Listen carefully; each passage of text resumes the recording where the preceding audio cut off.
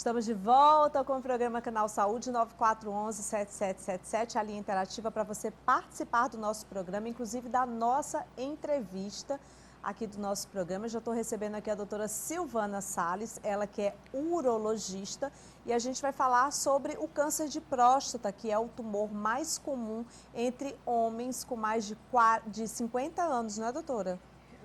45 a 50 anos, né? Dados do Instituto Nacional do Câncer, o INCA, mostram que um homem morre a cada 36 minutos devido ao câncer de próstata no Brasil.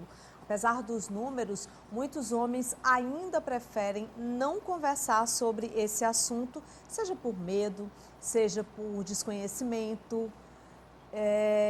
Às vezes eles ficam com vontade de falar, mas não falam. E o papel da mulher é fundamental nesse processo também. Por quê? Porque muitas vezes somos nós quem pegamos ali o homem pela mão, né, doutora? E levamos eles e incentiva ao médico. Por que que nós fazemos isso? Porque é cultural, né, doutora? Nós, mulheres, já temos esse hábito da ida ginecologista, do cuidado, né? Ginecologista, é realmente uma questão cultural. A gente já tem esse hábito, então as mulheres vivem mais.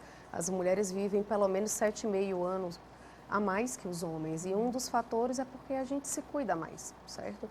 O câncer de próstata, só fazendo um adendo, ele é o segundo câncer mais comum dos homens, fora os cânceres de pele não melanocíticos, tá certo? Sim.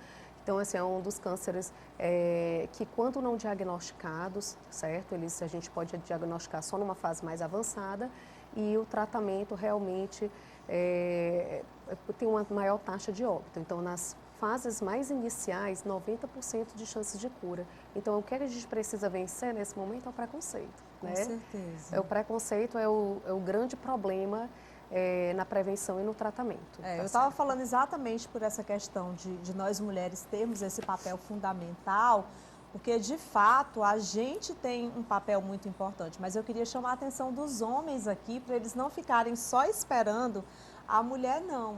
Porque, muitas vezes, o homem, ele vai adoecendo, ele vai sentindo um monte de coisa e ele só fala quando ele já está lá no limite, o que é extremamente errado, porque ele tem que ter essa consciência de que a prevenção é sempre a melhor situação. Então, tipo, o homem completou ali, doutora, 40, 45 anos de idade. Então, ele já tem que ir ao urologista a cada ano, né? Para a prevenção do câncer de próstata. Mas Sim. ele pode ir sempre, Sim. tá certo? Para exames de rotina, tá? A gente sempre tem que ter aquela visão, não de tratamento, mas de prevenção. Sim. Se a gente anualmente conseguir fazer os exames de rotina, ver que está tudo bem, ótimo. Se não, dá para intervir mais cedo, né? E buscar a melhor forma de tratamento menos agressiva, tá bom? Certo? Então, assim, a gente convida sempre os homens, desde o pediatra até essa lacuna que tem, né? Do pediatra até o urologista, são vários anos. Né? Muitos anos. Então, assim, todos os homens devem procurar, pode ser um clínico, tá certo? O médico da sua confiança, a partir dos 45 anos, sim, para a prevenção do câncer de próstata, procurar o urologista. Porque quando a gente fala dessa prevenção do câncer de próstata, e a gente já coloca, por exemplo, 40, 45 anos no urologista, é exatamente por quê? Porque é nessa faixa etária onde realmente aumentam a probabilidade do câncer de próstata, sim, né, doutora? Então, exatamente, assim, é um cuidado a mais que o homem tem que ter a partir daquela idade, tá certo? Mas é claro que ao longo da vida, tanto homens quanto mulheres precisam sim já estar fazendo aí aquele acompanhamento, né? E tá sempre procurando fazer um check-up, que é o que a gente fala, que pelo menos uma vez por ano é o ideal, né, doutora? Isso, pelo menos uma vez por ano. É rápido. É rápido, né? É rápido, fácil, ficou com a consciência tranquila, né? Já curte o outro ano melhor, exatamente, né? Doutora, falando um pouquinho a respeito do mês de novembro, inclusive a gente está aqui de azul, sim, em homenagem a esse mês também. Eu queria que você falasse para a gente da importância dessa campanha, que é o Novembro Azul. A gente saiu do mês de outubro, que é um mês muito forte para nós mulheres, né? Sim, e a gente já entra no Novembro Azul. Então, são campanhas como essa que fazem realmente a diferença, porque essa conscientização, eu tenho certeza que muitos homens que estão nesse momento assistindo o programa, eles estão tendo essa consciência, muitas mulheres que estão ali, olha, vou falar, às vezes é a mãe falar para o filho, então essa campanha ela é importante exatamente por isso, né, doutora? Isso, porque o câncer de próstata é o segundo câncer mais prevalente e detectado precocemente tem excelentes taxas de cura, certo? Então, só a questão da prevenção. Então, todo ano, fazendo a prevenção, tá certo? A gente consegue detectar mais precocemente e proporcionar o melhor tratamento e menos agressivo possível. A senhora falou uma coisa que me chamou muita atenção, a questão do preconceito, né? Que, inclusive, é uma das coisas que mais fazem com que os homens deixem de ir, por exemplo, ao consultório do urologista. A gente fala, por exemplo, do exame do toque retal, né? Que é um exame que eles temem muito, né, doutora? Isso, voltamos a falar a questão cultural, né? Quando se fala no exame do toque, se pensa muito na questão da sexualidade, Sim. Né? Então, não é isso que é abordado, certo? No exame físico. Isso é um exame físico feito por um médico especialista. Então, não tem nada a ver com sexualidade. Além do exame do toque ser um exame simples, rápido, indolor. Rapidamente é feito e avaliado. Não basta só o exame do PSA. O PSA, na realidade, o toque e o PSA complementa o outro, né? se complementam, tá bom? Os dois se complementam. Não basta só fazer o PSA, o exame do toque a partir de uma certa idade é obrigatório, né?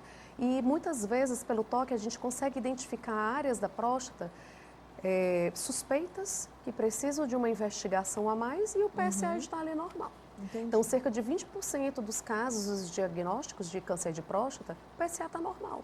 Foi detectado pelo toque retal. Como é que funciona o tratamento do câncer de próstata, hein, doutora? Bom, nas fases iniciais, certo? Só para avisar um pouquinho aqui, que é um programa informativo, o câncer de próstata, ele não dá sintomas nas fases iniciais. Isso é que é o problema, Antigamente, né? Exatamente por conta da questão do preconceito, a gente pegava muitos pacientes nas fases mais avançadas, em situações que a gente não tinha muito o que fazer, a não ser uma situação paliativa, um tratamento paliativo. Hoje, como a gente tem há muitos anos a campanha do Novembro Azul, que é um lembrete aos homens, venham fazer a sua prevenção para o tratamento, para a prevenção do câncer de próstata. Então, nas fases iniciais, ele não causa sintomas, certo? É muito inaparente, Sim. Tá bom? E a questão do tratamento, padrão ouro, claro que isso vai modificar de paciente para paciente, cada situação. E o desejo de cada paciente que a gente tem que respeitar. Mas a gente tem tratamentos cirúrgicos excelentes, tratamentos cirúrgicos minimamente invasivos, com laparoscopia, com robótica. Quando não possível, existe a radioterapia mais conformacional e hormonioterapia com quimioterapia, ou seja, já seria um tratamento um pouco mais à frente, caso os tratamentos cirúrgicos não sejam possíveis de serem realizados ou se a doença já estiver numa fase mais avançada. Por isso é que a gente chama atenção realmente, porque quando é numa fase inicial, o tratamento é feito e a pessoa já tem ali a sua vida, né, doutora? Mas eu posso dizer que é muito diferente você porque antigamente, é interessante a gente falar sobre isso, você falava, por exemplo, do câncer, vamos falar do câncer de uma forma geral. Você recebia o diagnóstico de um câncer, você já tinha na sua ideia a história da morte. Já era uma certidão de óbito. Era uma certidão de óbito, não é, doutora? Isso. E aí hoje você já vê a tecnologia, os avanços, a medicina, os tratamentos, tudo que vem se estudado a cada dia que passa, então já é muito, muito, muito, muito diferente. Já melhorou bastante o tratamento. Desde 2008 no Brasil a gente tem o avanço da tecnologia com cirurgia robótica que minimiza bastante algumas das complicações do tratamento nessa fase inicial, que seria a questão da potência sexual e da incontinência. Fora isso, a questão como um todo da cirurgia minimamente invasiva, certo? A gente tem grandes centros de treinamentos, grandes cirurgiões que já fazem muito bem com cirurgia robótica ou não, né? E que a gente consegue realmente minimizar esses efeitos colaterais. tá certo? E, claro, sempre tem que ajustar a expectativa do paciente com as possibilidades, né? Junto, cada caso é um caso, até onde a gente pode ir, tá certo? Entendi. Na questão da prevenção e no tratamento das complicações. Interessante uma coisa que você falou aqui pra gente, com essa questão de não ter sintomas.